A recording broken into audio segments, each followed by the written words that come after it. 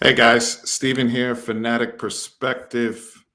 We got a new Super Bowl champion in the Los Angeles Rams. Congratulations to the Los Angeles Rams defeating the Cincinnati Bengals in I would call it a thrilling game. Maybe not the most well played game or anything like that, but I'm here with the Lando Show. We're gonna break everything down on Super Bowl Sunday and just react like we react to everything on this channel. So, Landon, how are you doing, man?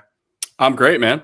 That was a fun game. That's kind of what I was hoping for, was a competitive one at least. I will admit that I didn't think the Bengals were going to be able to keep it close with basically everything that amounts to what the Rams possess on their defensive front seven, particularly up front on their defensive line. But shout out to them, man. That's a team that with Joe Burrow's innate ability to kind of galvanize the troops, regardless of what team he's on. We saw him do the same thing at LSU. They're a scrappy bunch, man. So shout out to the Bengals. Yeah, it was fun though. Certainly. No, and before we jump into the chat and just kind of going down some things here, I want to give a quick shout out to my sponsor, the official sportsbook, official betting partner of Fanatic Perspective, BUSR, BUSR.com/Fanatic. Land is laughing because you know what? I can't help it, man. We try to give people information. You know, we try to. Those of you, it's on my IG story right now. +600 Cooper Kupp Super Bowl MVP. I said it earlier this week on Twitter. I will retweet it. You did. I remember seeing it. Cooper Kupp Super Bowl MVP. Lando this morning texted me some information and said, "Hey, this +1100 looks pretty enticing." You know, and I'm over here, I'm going to throw some prop bets out there for folks to, just to take a hint at. And the prop bet you threw out there, Lando, you hit on that today. What was that? It was any non-quarterback to throw a touchdown pass at any point in the game. And I'm thinking in my head, dating back to 2017 when we saw the Doug Peterson-led Philadelphia Eagles with a Philly special.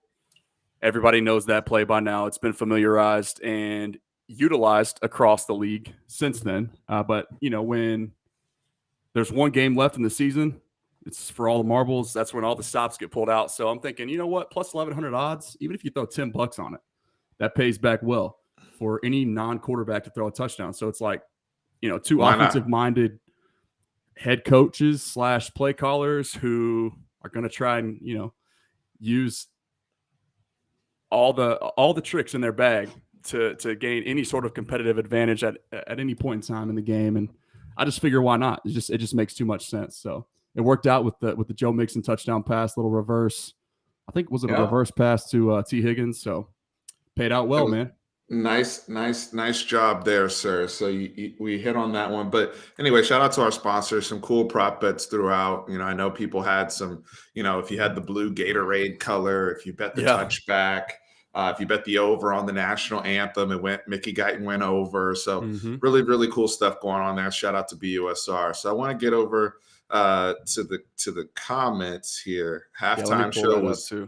Yeah, halftime show was definitely lit. I actually loved it. I love the halftime show.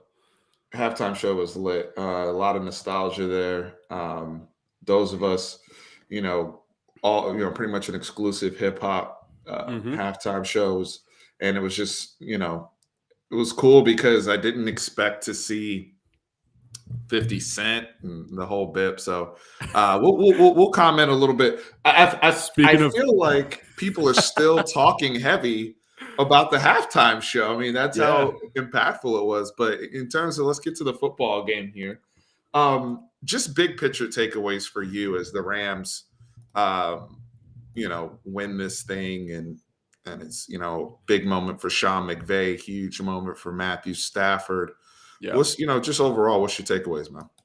Big picture takeaway would be that, contrary to what our team does, and I I hesitated to put on my Cowboys gear, but of course I'm kitted head to toe. Couldn't help myself. I figured, you know what? Yeah, I was disappointed with the way the season ended for us, but it's part of fandom, man. We got to enjoy it. I'm sitting there pregame, trying to soak it all in, imagining what it might feel like as a fan to see my team in this game at some point in my lifetime. Knock on wood. Hopefully we'll see that happen. But there's multiple ways to team build. There's multiple ways to go about winning a Super Bowl. And, you know, the Rams did so by eating all kinds of cap and spending money in free agency, something that our team doesn't like to do. We like to build from within and hit on draft picks and, you know, homegrown talent type of stuff, right? Building rosters and team building from within. Like the Joneses never really like to spend a ton of money in free agency. The Rams do, and it showed that spending all that money can pay off. There's a star-studded roster over there, and ultimately it was enough. I hated to see Odell Beckham go down, but I guess just my large takeaway would be don't be afraid to take risks. And even if it means spending a little bit of money and putting yourself in a situation where it might handicap you down the road, if you think you've got the roster to build and go field a Super Bowl caliber team, then go for it. You know, that would be my takeaway is don't be afraid. If there's a free agent out there or a trade that you can make that puts your team over the edge, like, you know, don't be afraid to go make that happen. So they approach it like, you know, this week in the NBA was a very, very drama-filled week, a very, you know, kind of season-impacting week where you kind of saw teams either say, we're going to make a move and try to go all in, or we're going to try to start, you know, building for the future, dumping guys, moving guys, things of that sort. You also see that in Major League Baseball around the trade deadline as well, where teams kind of make a decision. When the NFL doesn't really operate that way, but you'll see times where guys are released, right? Or salaries dumped, what have you. And there's an opportunity for teams that are close to try to make a move. The Rams jumped over all of those opportunities, and they've done so in the past. That's kind of their mentality, you know. But they really, really went all in. I mean, even going back to the Matthew Stafford trade with Detroit, you know, Jared Goff is somebody who that organization selected first overall. And, you know, Sean McVay gets hired and, you know, has this whole plan on how to improve and develop Jared Goff, but they realize that, you know, they're kind of hitting a ceiling at that position. So they go and improve the talent, improve the capabilities at that position with Matthew Stafford. You know, guys, running backs going and getting us, you know, Sony Michel from the New England Patriots. What they give up for Sony? It's a third-round pick?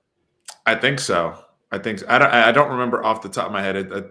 You have to probably look that up, but somebody in the comments can probably look it up. And then even dating back to the whole Todd Gurley situation, they extended him, and then I believe in the same season, parted ways, or in the same calendar year. I mean, parted ways and ended up eating like $30-something million in dead cap. So it's like, you know.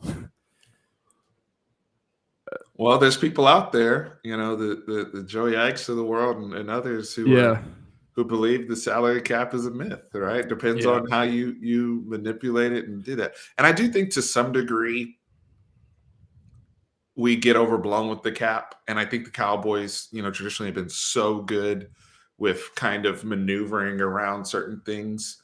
But at the end of the day, the Eagles did this before too. You got to take chances. If you want to break through and get that competitive edge against certain people, because all those signings and those risks paid off at different times throughout this playoff run for the Los Angeles Rams. I have this comment here. First off, football fan 28, congratulations for your team winning a Super Bowl. Shout out to you, man. I hope I feel what you feel one day. I know. A lot of retirement talk from different people. And he dodged the question too. I saw in the post game they're interviewing Aaron Donald, and he said, "I'm just going to try and enjoy the moment and, you know, go play in the confetti." And he said he told his 5-year-old daughter, or at the time his daughter was 5 years old, he said that they would taste victory at this stage one day. So cool to see that pay off. But man, for a guy like that, I mean, he honestly the best defensive player I've seen in my lifetime, and one of the best defensive players to ever live. It's cool to see him really reach the pinnacle and get what he deserves for a guy like that. I think it's the football gods rewarding that caliber of a player. It's pretty cool. So for the Sonny Michel trade, Josh said it was a 2022 six and a fourth. Okay. Yeah. The Rams, that's the other thing, right? They don't really exercise draft capital. They don't need draft picks. They don't need them. Just keep deferring that money for future years. We'll worry about it when the time comes. It's all worth it now, though, right? I mean, they got it done in their home stadium. So Stan Kroenke, man, bringing that organization back to LA, delivering a title. And Jerry Jones being a huge part of that as well. Yeah. But unfortunately, that's another story for another day. But again, congratulations to the city of Los Angeles, all the true fans that are there. What a journey. I kept saying all year, the NFC West, in my opinion, was the toughest division in football. I think if you really, there's an argument to be made that the two best teams in football may have been the Rams and 49ers. Yeah. If we go all the way down, but credit to the Cincinnati Bengals, like you said, Lando, for all of the resiliency. I mean, this is a team that came back from 18 down in the AFC title game. 21-3 to the Chiefs. Yep. 21-3, right? And then today, kind of overcoming some stuff, 13-3. And you can kind of feel the game, kind of the gap. And let's be honest. I mean, let's be real. Odell Beckham's injury was massive. It was huge. Yes. They were moving the football at will until his injury, and then from that point on, you insert Ben Skowronek into the game, and then you've got Van Jefferson kind of manning the Odell Beckham role, and they just weren't able to. They weren't clicking, and you can see it. There was a lot of. It looked like Matthew Stafford kind of rushing through his progressions and forcing some throws. I think I counted 3 overthrows on receivers that, would have been wide open. Now, whether you can attribute that to Odell being there or not is up for debate, but clearly the timing was off. Just the offense as a whole wasn't really clicking. And I was surprised, Steven. I couldn't believe I was saying this throughout the game too, and even beforehand, before the game started, I expected, based on what the Cincinnati Bengals like to do defensively, I expected the Rams to be able to run the ball well. And they activated Darrell Henderson today. So having that 3-headed monster with Cam Akers, who that's a whole nother discussion in and of itself, coming back from a torn Achilles, which is the strongest and literally the strongest muscle in the human body.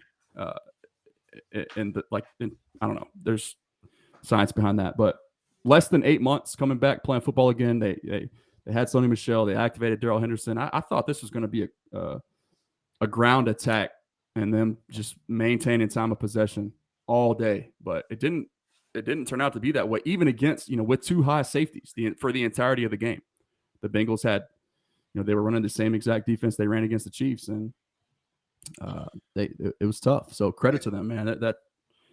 Yeah, the run issues that the Rams faced. So we start there, right? Yeah. I didn't really understand the incessant need to pound, some of the inside zone and some of the inside stuff that they were doing over and over again, especially on first down. It just seemed to be like it was something to me. It was kind of obvious. It just wasn't there. They weren't getting the push. Their tight end blocking was awful. That's where they missed Tyler Higbee the most. Yes, yes, because those backup tight ends were terrible. Every single time they just couldn't get out in space and get their hands on a guy. There's too many times where you saw Wilson shooting right through the gap. They seem to have a little, they got a couple run plays more so to the perimeter. The Rams really had not much of any screen game either. So once Odell went out, it's kind of like, all right, we either try to keep some sort of semblance of balance running the football, and then we go right to drop back pass, but they're bracketing Cooper Kupp, and who's the guy to step up, right? And Van Jefferson's kind of struggling to get open, and they don't really have much else. You saw a lot of wheel routes to like Darrell Henderson, to your point, who caught a couple of them, but they seem to be so limited in what they could do after that. And then, the Bengals sees momentum. The first really, really controversial play, the shot play out of halftime, which, I want to talk. We got to talk about some of the officiating, right? So those of you who are Texas fans, please go check out our Caden Stearns interview. That was great, by the way. I really enjoyed that. Oh, thank you. I appreciate it. We appreciate it. And Caden's always a great guest and very insightful on things that are happening in the NFL. And we wish him the best of luck with the Denver Broncos. One of the parts of our interview, towards the end of it, we talked about officiating, and he talked about the Rams receivers that have a tendency to push off, and just in general, the league not policing some of the OPI stuff. Free receivers seem to have free reign, and T. Higgins, swipes at Jalen Ramsey's face mask as the ball's in the air and a push, and it's just like, how does that call get missed at this level? That can't get missed. I don't care about angles or anything like that. I mean, that's egregious. Yeah. And that results in a touchdown. And so things like that, I mean, that's pretty bad, right? And then okay, then we're gonna go down the whole we're letting them play. But on the flip side of it, we start to get all these tic-tac penalties at the end of the game. At the very end with was it Wilson? It was Wilson Cooper again. Kupp? Yeah. On Cooper Kupp, they call the holding, which to me is, technically it's there. I see it, but that happens every play. And so if you're calling that, then you're throwing there's laundry on every single play regardless. Yeah. So, but fans will say that the Bengals got away with one on the T. Higgins, 75-yard touchdown catch, first play out of halftime, and then the Rams may or may not have got away with one or whatever, but it neutralized, right, with the call going against Cincy late in the game. But those critical moments are the ones that are going to be felt. Like the impact of those calls are going to be felt for a longer period of time, just because of the time in which they occur. So. Don't drink the Kool-Aid, didn't like it. So they swallowed it all game until that moment. Whack. Yeah. Whack. I get that. I can resonate with that. Yeah, the Tyler Boyd drop did hurt. I think he was. I don't think he had a drop all year from what I heard, and that was a big drop. I agree. With that. Somebody give me the sack count. How many times was Joe Burrow sacked? I think 7. 7 total. Okay, so total. that tied the Super Bowl record for a quarterback being sacked in a game, right? Mm-hmm. I said that if Joe Burrow got sacked 6 or more times, the Bengals didn't have a chance to win. They still had a shot to win it, right? So that says enough in and of itself. What's up, Harsh? Appreciate you tuning in, my man. I wanted to pose this question since we're on the topic of the referees, and shout out to your boy Tracy, who is often referenced, which I'm starting to catch on to that now. The 3rd and short run play with Samaje Perine, the second to last offensive play of the game for the Bengals, right? If you go back and watch, I don't think there's a way that we can get that clip while we're live right here, but for those listening, his forward progress got to the start of the L on the NFL logo. And so in my opinion, it should have been 4th and inches. Instead, they spotted the ball about a half yard further back than I thought that it should have been. And it was like halfway through the F as opposed to the very beginning of the L in the NFL logo. If you go back and watch that replay, that changed a lot, because so instead of 4th and inches, the Bengals had 4th and a long 1, and everything changes because Burrow's in the gun and they're resorting to that it was tough sledding on the ground, right? So they're obviously going to throw the ball. Aaron Donald ends up getting the quarterback pressure, and Burrow made an incredible effort to even get it close to the vicinity of Samaje Perine. But the ball where they placed the ball was interesting to me. So I wanted to ask that question. Yeah, that's interesting. I didn't hear them comment on that on the broadcast, but they didn't mention it. That's the thing. That's why I was curious. Yeah, no, now that I think of it, as you're mentioning it, it is interesting. Mhm. I will say, I think one takeaway I have as we speak about those situational football is everything. Yeah. You have one team where they get 3rd and 1, stop, 4th and 1, stop on Yep. the Bengals side. On the Rams side, it was playing out in a very similar manner, and they do the jet sweep to Cooper Cup, and he's able to get around, Yeah. Von Bell, get upfield, and get the first down. Those things like that, those situational downs are the difference in the game. Mhm. Because you're playing a football game where the margin, once it got into the third quarter and some of this stuff started happening, the margin was totally taken away from both sides. So now it's, as long as we can't screw up, I think it got to a certain point in the game where there just wasn't going to be a big play. Yeah. Both teams playing conservatively defensively. So, both teams playing the run well. I know Very well, man. Mixon.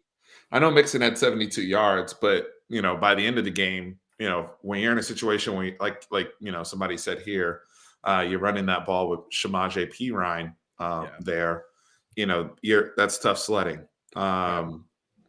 He said no double on AD. Yeah, they tried to navigate. Oh, that's my boy Hunter Sands. What's up, Hunter? Hey, what's up, Hunter? I didn't even look at the name. Yeah. Um, That's your NBA guru right there. I love hearing him talk about hoops, man. That's my guy right there. That's my go-to guy. They tried to battle with the Aaron Donald thing, but the Mhm. Aaron Donald thing is like Thanos, right? Like, it's inevitable. Yeah. He's inevitable. Like, Yeah. you're not going to hold up that dude. And the other thing you saw in this game was Ashawn Robinson was eating, He and was. some he was eating. And I Mhm. think I think that's why we need to comment about the Super Bowl MVP, because I do want to talk about that. Okay. Shout out to yours truly. We called the Cooper Cup Super Bowl MVP before the game. But here's my case for Cooper Cup, because it was very, very close between him and Aaron Donald. Yeah. To me, and I'm going to comment on the voting because I don't like the way they do the voting.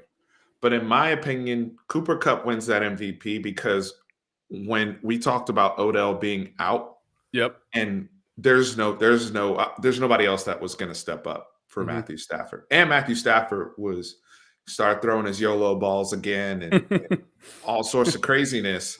And when Yep. they had to have it, whether it's the jet sweep, whether it was the play in the back of the end zone that gets called back when he gets hit in the head, and then they go back to him on that fade, when they really, really needed it, it was 10.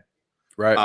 And not to say that when the Rams needed it wasn't Aaron Donald, but Von Miller's getting off. Ashawn Robinson's getting off. You could say Ashawn Robinson's getting off because of Aaron Donald. Right. Leonard Floyd had impact. That Rams defensive line was great. I do think Aaron Donald, I'll put it this way. I think Cooper Kupp, because of the situation with Odell leaving and them not having a run game and Matthew Stafford being shaky at times, I think Cooper Kupp was the most valuable player for the game. Yeah. But I think when you look at the totality in those last two plays of the game, Aaron Donald was the best player. Right. I feel like that's a political answer, but that's kind of my outlook on that situation. Yeah, and so he was largely neutralized in the first half, right? I think he went the first quarter and a half without so much as even recording a tackle. But again, the impact plays, the impact moments. If Aaron Donald isn't who he is as a pass rusher, the unstoppable force that he is, Joe Burrow's probably getting that ball checked down to Samaje Perine, and we might be talking about Evan McPherson kicking the game-tying field goal, I'm right? going So overtime. Yeah. that's to your point. Like the impact moments, Aaron Donald is I just can't imagine anybody like you could make a case for him regardless of the total stats, just the impact that he's having, freeing up everything else for the remainder of the front four and the front seven. Just his impact as a whole it can't be overstated. So, but yeah, I mean, He's offense reigns in this league, so I get it. I get the yeah. Cooper Cup thing, but Yeah, I mean, but for football junkies, Mhm. he's better at what he does than anybody else Than is at anybody. what Yeah, they do in the league. If yeah, that, yeah. agreed. And I hope he doesn't retire from a football fan purist's sake. I hope he doesn't retire, because I do think today was validation for how the players in the NFL have always felt about Aaron Donald because, I remember when they voted him, I think, number one player on the NFL 100.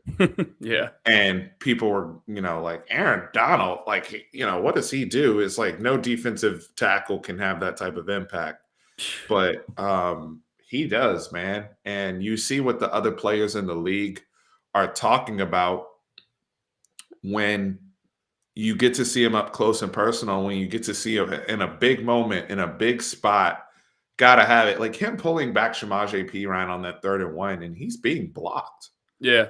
It's not like he's coming free like Wilson was on the Bengals a few times, right? And so I thought it was, he's just an impressive specimen. And, a lot of these guys, I think you're starting to have a different perspective. I mean, on how they approach the game and life and all those things. You're seeing younger guys thinking about leaving the game, whether it's Aaron Donald or the coach and Sean He's McVay. only 30 years old. Yeah. Yeah. I mean, that'd be wild if he stepped away. I would be shocked personally, but who knows, man? You never Who can't knows? get inside the mind of these players. And honestly, he's a first ballot Hall of Famer, regardless of whether he calls it quits after this season or not. So, I mean, I'm sure the pinnacle of sport going out on top, who could blame him if he wants to preserve his body and be around his family? He's got, I think, 2 young daughters now, or at least one for sure, who he referenced in the post-game interview. But, being with his family, man, he's been the best in the business for a very long time now. So I can't say that I would blame him. This is a great comment here from Ken. Adjustments, all those type of things, high level. The Rams battling against a familiar foe in Zach Taylor. I say familiar foe, one of their own. Yeah. Zach Taylor. And the chess match that was happening back and forth. He was on the offensive staff in their Super Bowl run in 2018. So very, very, for those who aren't familiar with that, he's very close friendship with Sean McVay. So, I mean, that was widely covered. I'm sure most people probably heard that at some point, but it's worth noting, man. It's pretty crazy how things can turn. Like I said, the Bengals were 29th in the power rankings preseason. That they literally picked the 4th to the worst. So like they're down there with the ranks of the Lions, the Jags, and I forget who the other two, the Texans, I believe, was the other one that was down there in the bottom 4. But think about those other 3 teams that they were in the same conversation with. To be in this game today is nothing short of amazing. And I think that says a lot about who Zach Taylor is, and even more about who Joe Burrow is, just as a leader of men. I mean, he's got that it factor between the years, man. To win a playoff game on the road against the 1st seed in the AFC Tennessee Titans, get sacked 9 times. I don't believe a quarterback in NFL history has won a playoff game while being sacked that many times. So it's nuts, man. I was impressed by before I answer this ridiculous question of somebody trying to bring up painful moments. I will give both quarterbacks credit. Matthew Stafford's ankle got twisted, and I think it was DJ Reader that falls on his ankle, and it's just cheese, right? And then the knee of Joe Burrow that gets twisted and he goes down, and both look bad. We had already seen, obviously, Odell Beckham go out before on a non-contact. Yep. And I just was impressed with the toughness of both of those quarterbacks, and they continue to battle. They were clearly hurt. They probably are hurt. Yep. But that's their MO. That's what Joe Burrow's been. That's what Matthew Stafford's been since he's been in the NFL. And Warrior.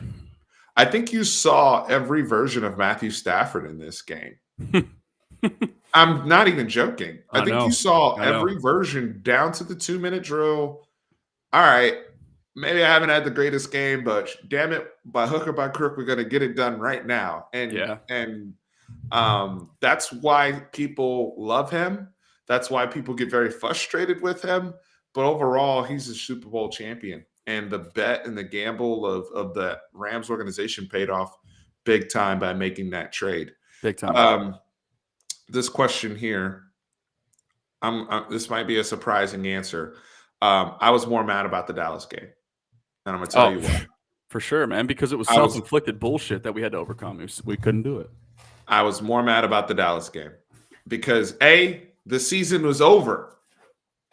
Yeah. That's the number one reason. That ended right? it. That ended the season. That's a playoff game. So Yeah. by default, Different it was magnitude. over. That's number Yep. one. No Number question. two is the Texas OU game. Even with the comeback and everything, I was more so in shock than I was mad. Mhm. I was in shock at that. Like the way we had come out and everything that had occurred. It was like, damn, like after all of that, how we jumped on, the opponent, and for us to have that, and then he's rushing the field. Third thing is, at the time, I thought we were gonna have a chance at a rematch because the season's not over. Yeah, exactly. Whereas, with the Cowboys, once that whole, official play happened, and I was, like you said, I was there at both games. Yep. Once all that happened, it was like, bruh, like this is BS, right? Like that, the anger. Yep. So it was definitely the Well, and another thing too, man. We were the higher seed. We were the home team. It's not 50-50 like it is at the Cotton Bowl, OU Texas. Texas OU, excuse me. I don't even know why. That shows you how flustered I am by this entire topic as a whole. I just said it backwards. So that's on me. But you're the home team. You're hosting a playoff game, and you can't get out of your own way. And we saw, the San Fran was a play away. Jaquiski Tart reels in the Matthew Stafford would-be interception. They're in the Super Bowl, right? So that's the would-be Super Bowl attendees from the NFC, the representative, right? And the Cowboys shot themselves in the foot. How many times? What was it? 12 penalties? 14. 14. Okay. For the second time this year, the first time of which happened on Thanksgiving Day. I was at that game as well against the Raiders. But you still had a shot, man. And you're Good there. chance. Good to You're see there. you, brother. So it's the Cowboys game, and it's not even close between those two, if you're asking me. But yeah, no, and there's Texas games where I've been outraged. I'll be honest with you. Here's another. You want to talk about games that have made us mad, because it's always, to me, it's always like when the season, the finality of it.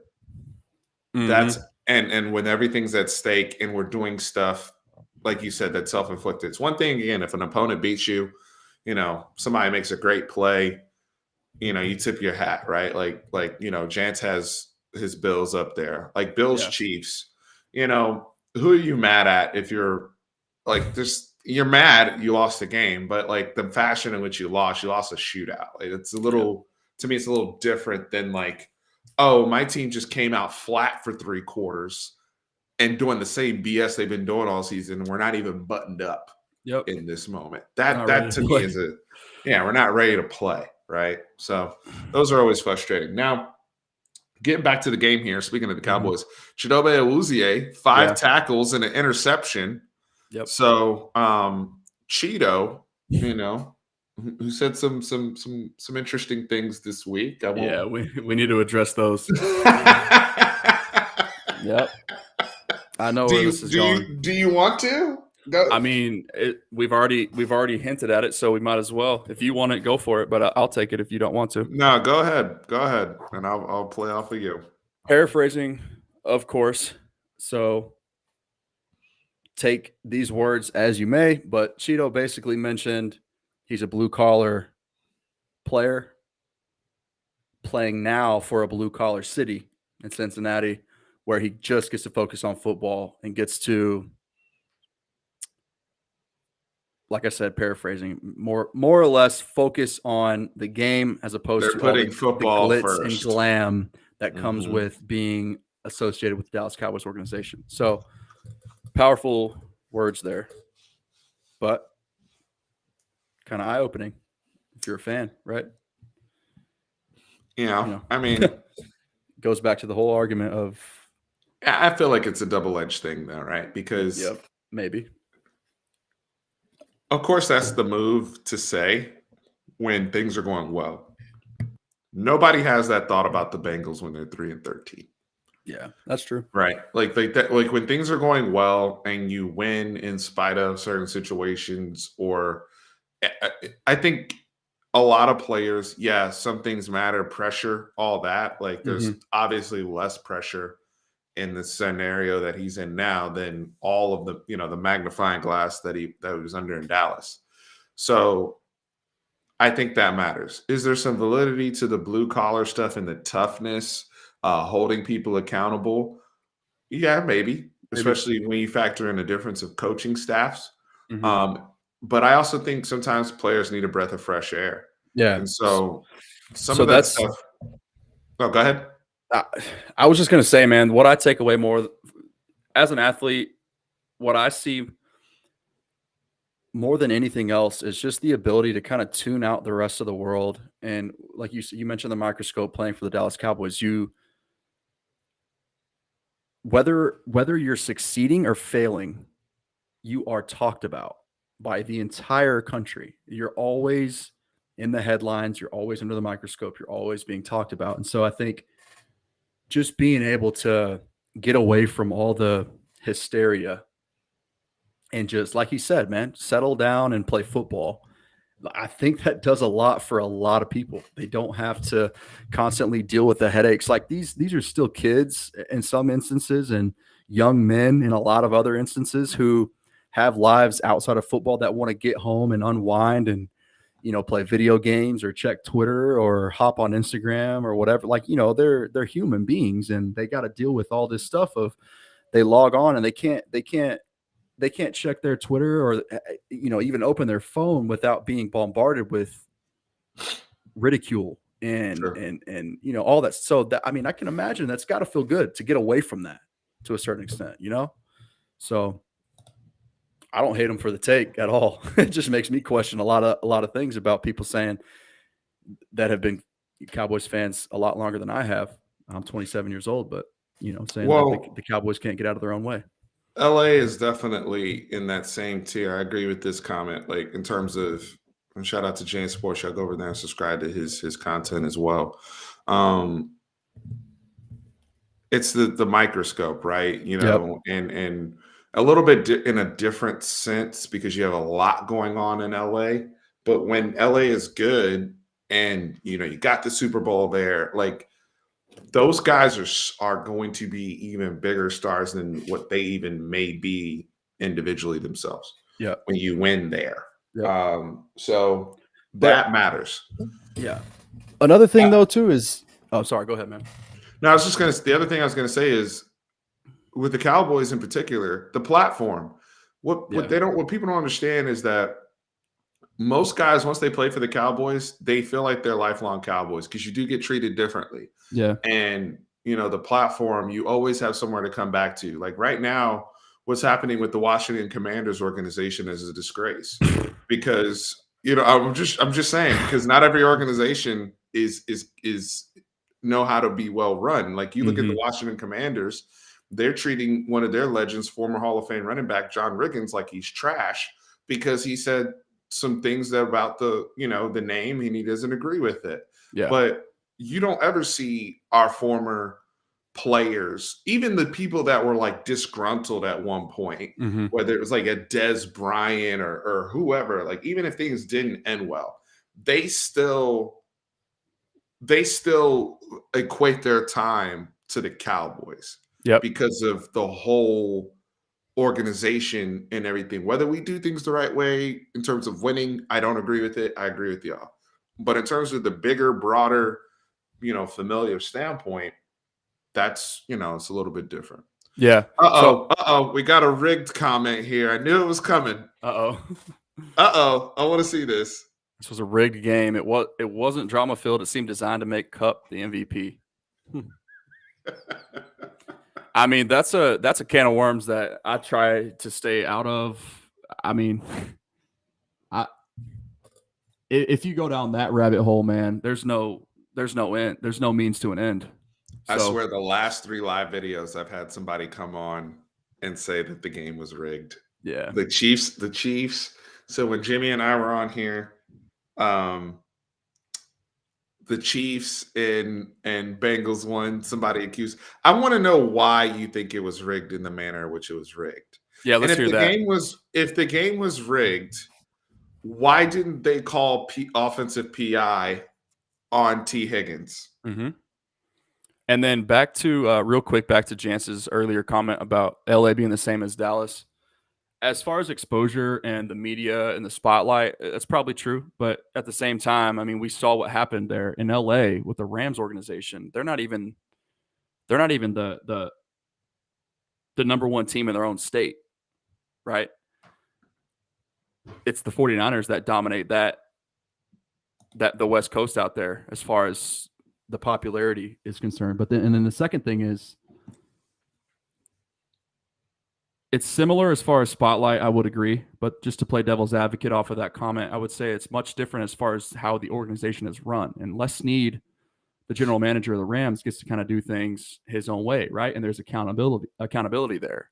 With the Cowboys, Jerry Jones is both Stan Kroenke and Les Snead at the same time. And Good point. I know Stephen Jones has a ton of impact and pull there now, and it's becoming more and more his show as time goes on. But Stephen Jones, and even to a larger extent, Jerry Jones, doesn't have job security issues.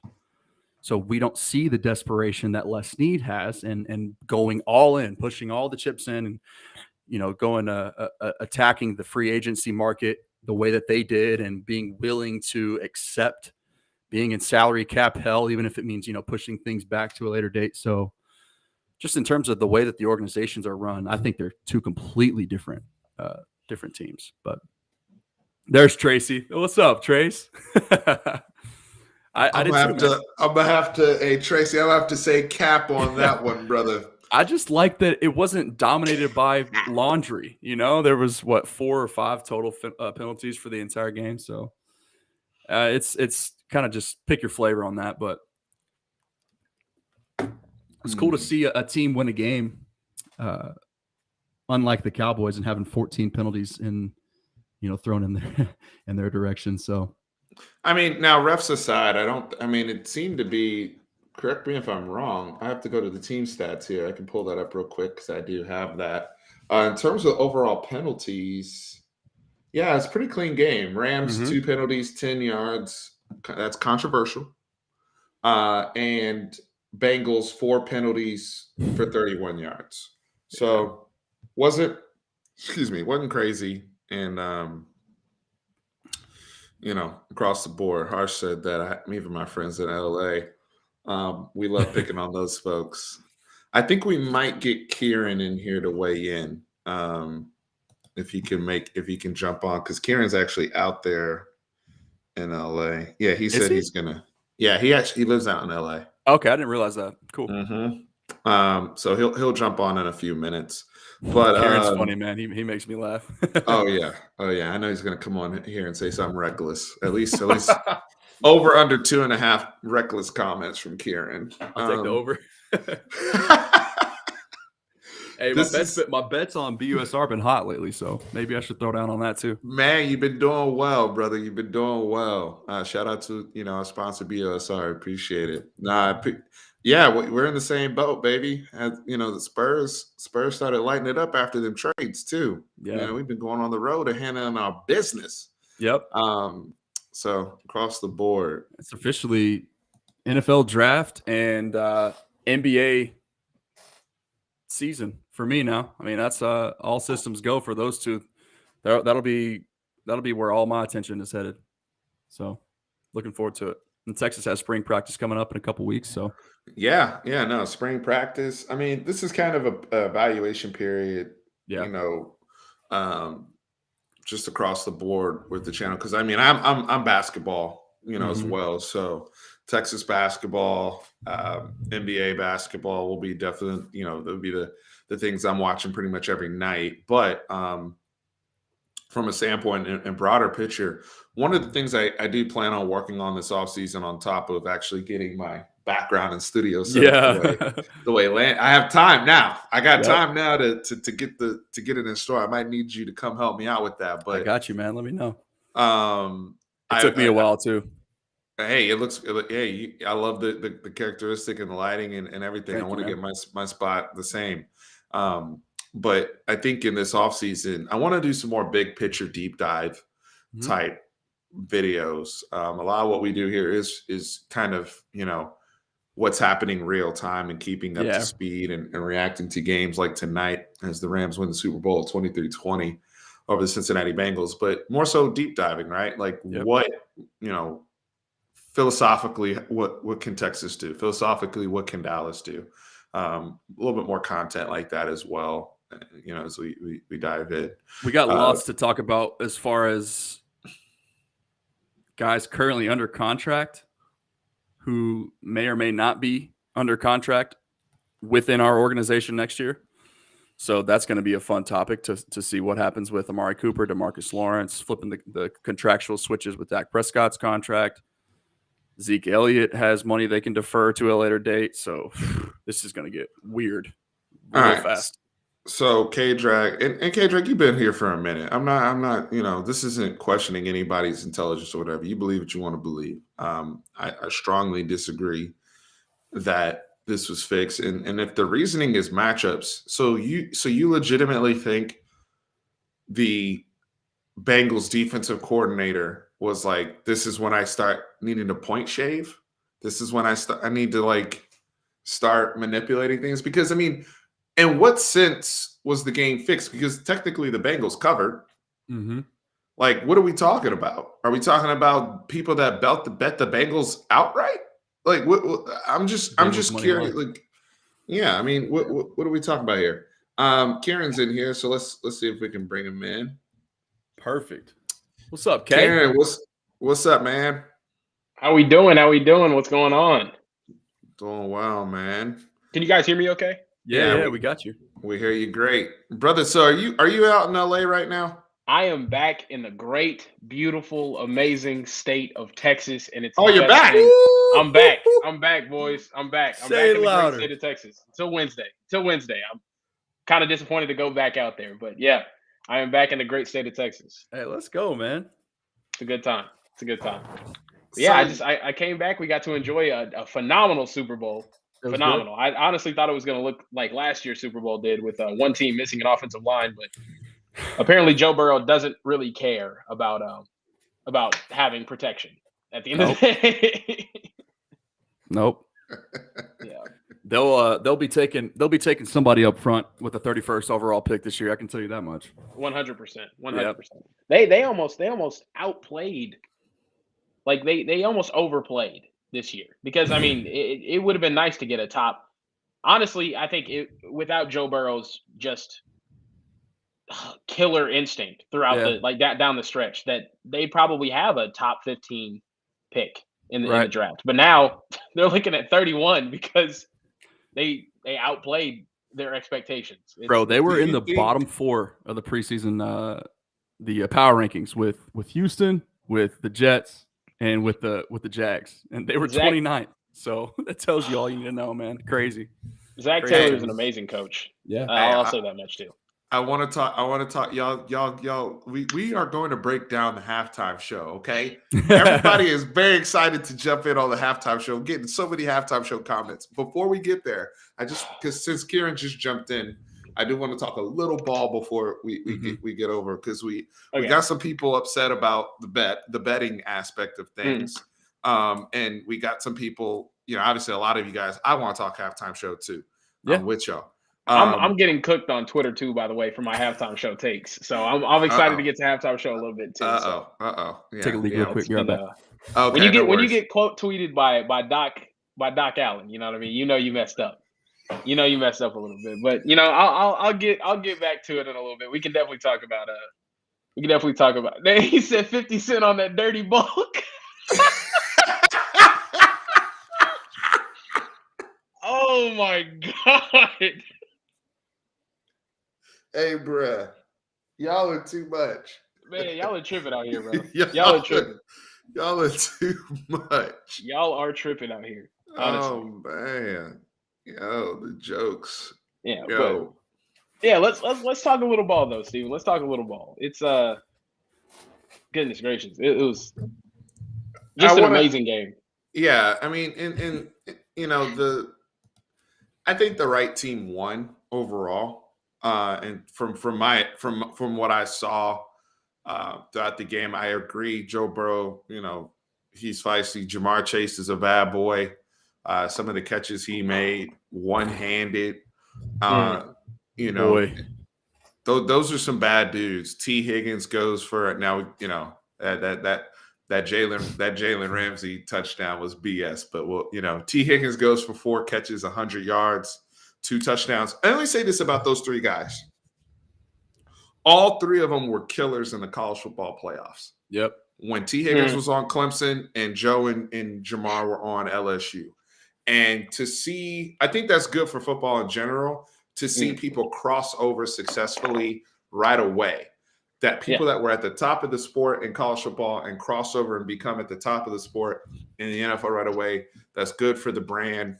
That's good for football and building your future stars.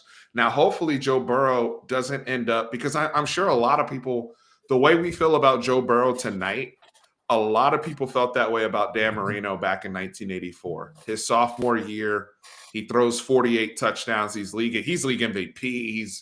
He's out there dotting it up, and he just carries Miami to the Super Bowl, and they lose to obviously the San Francisco 49ers all-time team. And he never gets back because the organization was I mean, the Dolphins organization's been ass since I've been alive. So I hope that Joe doesn't fall into the same issue with Cincinnati. And, you know, Carson Palmer was trying to bring this up, and everybody went after, because Carson Palmer was saying, you know, Joe got to be careful long term in Cincinnati because it's not a great organization. And everyone was like, you know, hey, not the time to say that on Radio Row during the Super Bowl week. Yeah. And B, you sound salty because of your experience in Cincinnati. But look at these free agents that they're about to have this upcoming season. I do think they'll be able to attract some people. I do think I agree. Well, this is my thing. The people that they have, there's intrinsic pieces there. There's intrinsic pieces. CJ, what's his name? CJ Uzama. Yeah, Uzama. Yeah, CJ Uzama. Intrinsic piece of that offense. Incredible that he went out there and played too. By the way, I do agree with Carson Wentz's point, because I don't think if it was any other organization, CJ Uzama would go out there and play on a sprained MCL. But then again, it's like, it's the Super Bowl. I might not make it back to another one of these things. I play in freaking Cincinnati. You never know. Yeah. You never know. So like that might just be like a football player's thing. But also, if you're looking at the free agents that they have coming up this season, I can agree with Carson Palmer, but also I do agree with what you're saying. It was salty. It was unneeded at this point. I think this is something that you could say afterwards. Yeah, I agree. Yeah.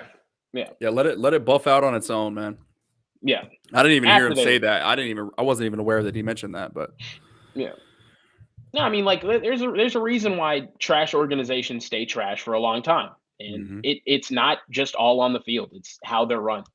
It's making decisions like drafting Zach Wilson and never having a good core. I mean, there's a reason why the Bears and the Jets have never had elite quarterback play. There's a reason why the Browns have drafted how many first round quarterbacks and haven't gotten anything out of them. Like there's a reason for these things.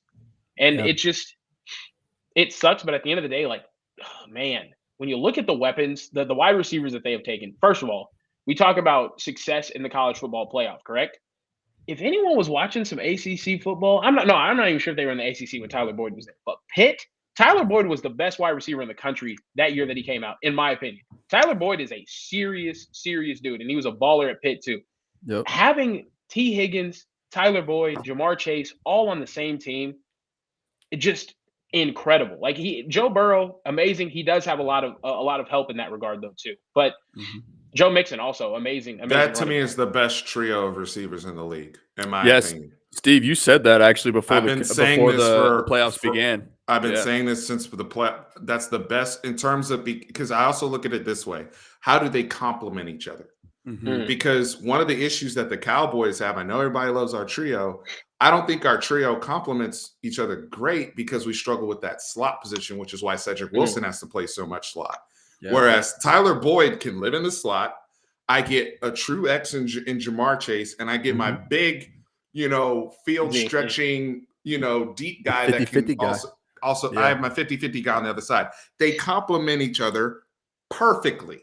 And so how good would that group be if they did have a good offensive line and Zach Taylor didn't have to spend half the game trying to scheme around how bad the offensive line is, right? Like if Joe could actually sit back there and cook. I think that's going to be something really, really intriguing, though, of how they try to improve this offensive line because they have an opportunity with that group of receivers and that quarterback to beat anybody in the AFC, in my opinion. 100%. I also think my only argument to that would honestly be like a healthy Rams wide receiver room. Because goodness gracious, imagine how this game looks if like even Odell Beckham just doesn't get hurt. He was Robert Woods tearing the too boys is a apart. huge That's part what of I'm that. saying. Robert Woods not being there too. That's it's not the way the Rams run their offense. It's a lot of crossers. It's a lot of like and those guys all do it misdirection. well. Yeah, and they all do it extremely well. Like they all have capabilities of X wide receivers or Z wide receivers. Like that you're able to stretch the field. You're able to take the top off the defense. I mean, hell, you're able to expose Eli Apple with the fade ball in the end zone to win the Super Bowl. Yo, Eli Apple is currently your winner of the how should I say this? The way he's, New Orleans is obviously weighing in and everything, but your boy All About Billions award, right? The AB award, the AB award, AB award, All About Billions, right? Where he's just out here, I'm getting cooked. He's getting straight. The Adrian Broner award, right? Where it's just like, damn, dude, and you know what? Credit to Eli in Eli Apple's favor. He did make it to the Super Bowl, and he did play, and get to start and do all those things. And I know somebody earlier. I love how you stopped it. He did play, like not like he played well. Like he made it to the Super Bowl. He played, and Cheeto played well. Cheeto played well. No, Cheeto did play. Cheeto got himself a pick. That had me sick. I'm not gonna lie. I'm tired of people leaving my teams and going and succeeding elsewhere. Absolutely not. Pissed off.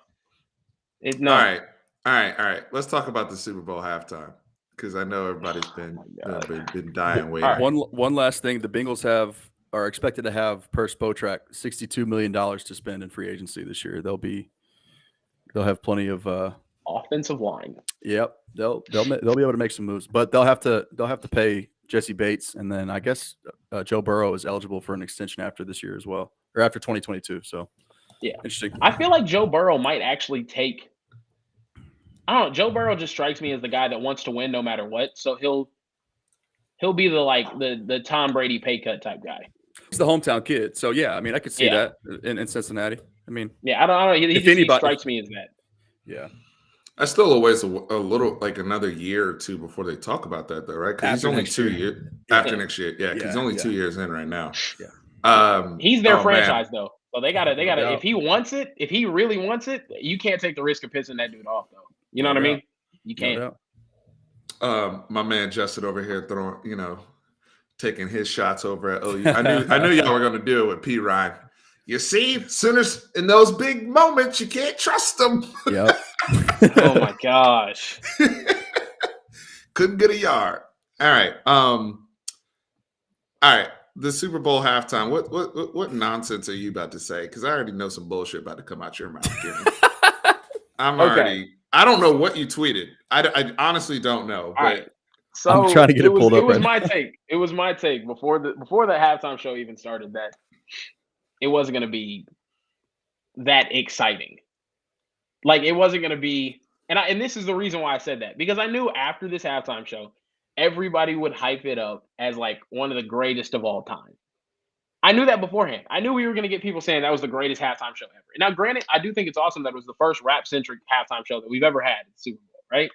Mm-hmm. But from a performance perspective, I didn't see people in the stands just really going like, oh, like, I mean, other than that video of LeBron James. But LeBron James does that for all of his friends' corny rap albums. Well, that's corporate America for you in those Super Bowl stadiums, man. No, like definitely. They're not the most. They're not the most. Des had a comment here earlier that I want to pull back up because I wanted to get back to that when we started talking about this type of stuff. But go ahead, All Kieran. right. I'm gonna go ahead and read you guys my tweet verbatim. So that way I'm not just speaking nonsense. You know, I gotta hold myself accountable in this regard. So I tweeted and I said, this halftime show finna be ass. 40 to 50-year-old rappers with Mr. Top of the Morning finna be trash. Okay, now listen. Obviously, when I'm saying that it's gonna be trash and ass, I'm saying that because I'm trying to garner reactions. You know what I mean? I'm a social media guy. I do this for a living. I want to get reactions, correct? Now, Makes sense. kind of stand by it. I'm not gonna lie. It was boring. Like, I'm sorry. Like, okay, when I think about and when I say that it's boring, right? I want you to think about the halftime shows that we've had over the past decade, right? Over the past, like in the past decade, right? You had Bruno Mars, killed it in New York in the cold. He was looking like a young James Brown out there, murdered the halftime show. You had Beyonce in New Orleans, murdered it. She killed her halftime show so much that the power went out afterwards. Y'all remember this? It was the 49ers and Baltimore Ravens. Mm-hmm. I actually don't. That's my wife's favorite halftime show, by the way. No, Beyonce was amazing. Prince, when Prince took over, amazing. Just an In the rain. outstanding. Yeah, exactly. In the rain, outstanding halftime show.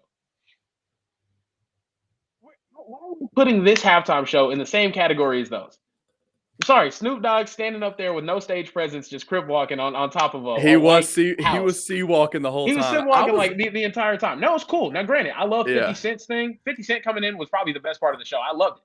Also, Mary J. Blige, legend. Hey, you know, that's my song. That's my stuff. You know what I mean? But I'm just gonna say, it was nowhere near the best halftime show of all time. And I think I already knew that was gonna come out there. So whenever I'm dissing this halftime show and I'm saying it's boring, go back and watch the Bruno Mars halftime show. Go back and watch the Beyonce halftime show, the Prince halftime show. Then go back and watch this and tell me there's not a huge difference in quality and entertainment value. That's all I'm saying. One of the biggest problems I have with you, and this is on a consistent basis, and it keeps coming back up. It keeps coming back up. It's because something's not the best of all time. There's no bars, right? It's just because it's not the Prince halftime show, it's ass. Because it's not the Bruno one, it's ass. Okay. Yeah. Like, what kind of, like, come on, man. Like, to me, I agree with you. The people that already had their tweets dialed up to say it's the greatest, sure. Here's the other thing we got to consider, right? Because even like the Lady Gaga one, there's preference here, right? Depending on what genre of music you're into, all that. It was better than that one. But if you think about just what you're into, this halftime show, Kieran, for the audience, state your age, please. Oh, I'm 37 years old. State your age, please. Accurately. I'm 23 years old. Okay. Bro, you're not, no, because this is the thing. Y'all just want to act like I don't listen to old music or like. I'm not saying you don't listen to old music. I'm not saying that. That's not what I'm saying. Because most of the people your age do know that music because they played all classics. And then from Kendrick's standpoint, he played All Right. All Right came out like 5 years ago. So it's not like, it's not like there was anything that they played where you had to go and, pull up, SoundHound or whatever and try to figure out what the hell was going on. That's not the case. But for people like myself, when 50 Cent came out, I was in 8th grade. When Eminem came out, I was in 5th or 6th grade, right? So for people like myself who are, where we're 30s, almost 40s that follow these people, especially people that follow Dre and Snoop, age aside, it was really, really cool to see them in LA under those circumstances together. It was more about the moment. It was the moment. It was the moment. And it's so as long as somebody didn't fall down, that's why if you notice, like even the stage and everything they did, it wasn't the most complicated. It was, somebody tweeted this, it was actually a set more so designed for TV. Yeah, it was because when they panned to the aerial view, they had the LA grid was the floor. So I thought that was cool. Yeah. And then, even for me, I'm 27. So I can't think of a basketball game that I played in high school where I didn't bump to like a collapse from Eminem. and get hyped before I walked out on the court. So that was cool.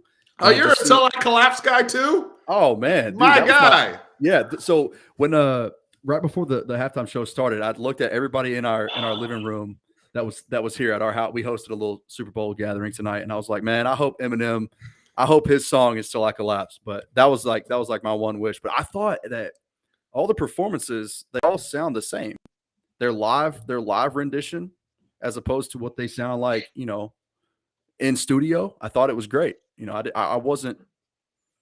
To me, it was quality. But I like I said, man, I can't even really think back to all the previous halftime performances. So my ignorance may be, showing a little Kieran's bit. getting I'll have to go back frustrated. and check it out. But Kieran, I can see the frustration on your face. Look, I'm sorry, NBA YoungBoy wasn't out there. All right.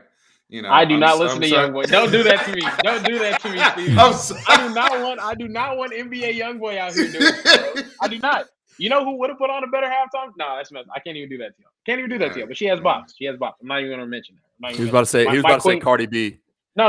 Absolute. Come on now. No, my queen Doja Cat. Doja Cat's an extremely talented. I'm a Doja Cat fan. She has bangers. She has some bangers. You gotta. I know. You gotta work your way up. I understand. I mean, Katy Perry got a halftime show. Okay, but anyway, she was carried by the producers too. Hey, Katy Perry was. Justin's comment, that's it right there. The nostalgia was it for me. And I was vibing to it the whole time. Everybody in my house was like, yeah, okay. It just, to me, it was just like, these are songs. Maybe it's just because these are songs that I've heard 40, 50, 60, 70, 80, 90 times. And I was just like, okay, these 47-year-olds singing it again is not really going to do much for me, to be honest with you. Not that I'm trying to hear anything new, obviously. That's what the Super Bowl is about. But like, play the hits. Yeah. No, you definitely want to play the hits. But another thing too, though, that I loved was that Snoop had kind of like a, he was Snoop with his outfit, but like there wasn't none of these crazy larger than life costumes that was being, repped by the performer. No, definitely not. Like it felt real, it felt less of a staged performance. So I vibed with just them kind of like being themselves. Like there was nothing crazy like they weren't trying to make statements with what they were wearing and all these, these crazy aerial, what's it called when they're like strapped in and they're doing all these like air performances where they're like walking in the air. It's like Katy Perry did, with her giant shoulder pad. It gets to a point where it's more that than the actual song or the music. Exactly. It's not about the music. Credit to Mary J. Blige though, because she that's the most all out I've ever seen her dressed, and she's 51 years old. Looked incredible. Yeah, shout out to Mary J. Blige. I thought she looked great too, man. But I enjoyed myself. I enjoyed myself. No, it wasn't a bad halftime show by any. Me calling it trash was definitely a bad take. 100%. Wasn't anything special though that I'm gonna remember in 2 weeks. I think it was because you were anticipating. I think you were anticipating it being bad, and I think that's part of, your Tracy is out here y'all think that just because they had a halftime show full of conscious rappers that I'm not a fan of some conscious rappers. Like no, this is my thing. This is my thing, right? Kieran's like, I gotta push back on that. Okay, first of all, Eminem. Eminem, he has some amazing songs. His song with Royce da 5'9". I mean, like, catch me in my Mercedes for the nice baby screaming shady till I die. Bangers. After 2013, this man hasn't made anything good. I mean, like literally. Anything. Like he sounds robotic on everything. It's terrible. I mean, spiritual, lyrical, miracle, tyrical. Like, no, get out of here, bro. I'm sorry. It's not good anymore. It's trash. It's freaking trash. I'm sorry. So, like, I mean, watching him perform "Lose Yourself," which, in my opinion, a lot of Eminem's old songs are now just like typical workout playlist music, and I'm just like, I don't want to hear this in the middle of like the freaking Super Bowl. Like, outside of Eminem, that's the song he has to perform in a Super Bowl moment, though. I know. Yeah. It's just not, he can't. That's not my favorite Eminem song. This is my not thing. even close. Oh, but he can't play Stan. No, definitely. This is a good point, though. This is a good point. In my closet. This is a good point. I feel like rap music, Mockingbird.